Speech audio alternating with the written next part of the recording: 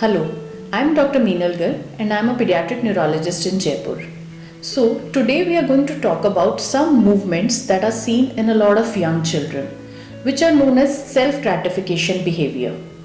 So, it's important to know about these movements because they are often misdiagnosed or mislabeled as a neurological problem, as seizures, as a urinary or a gastric problem, and children are receiving unnecessary treatment for it, or they have to undergo some tests for it which are not required.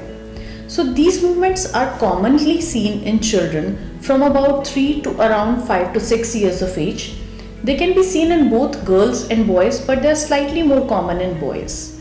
So during these movements, what happens is the child rubs his pelvis or the lower part of his body on a sofa, on a bed, on a chair, or the child crosses his legs and rubs them together.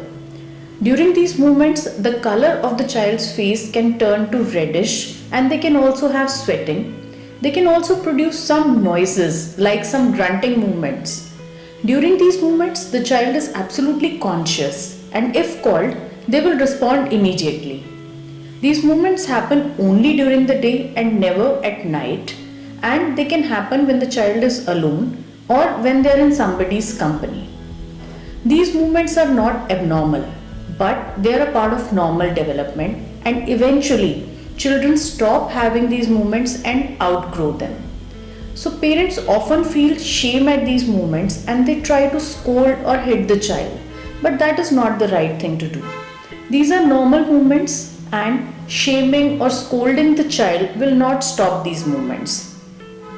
What we can do is we can distract the child and engage them in some other activity. Even if we don't do that, the children will eventually stop having these movements and will outgrow it.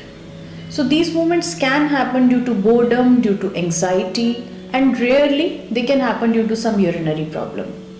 The important thing to identify is that these are normal movements which can happen in your child. And in case of any confusion, please see your doctor or your pediatric neurologist who can correctly identify these movements and reassure you then they are normal and the child does not need any treatment or any tests for it. It will be very helpful for your doctor if you can make a video of this movement on your phone and show it to them, because the diagnosis becomes very easy with a video. Thank you.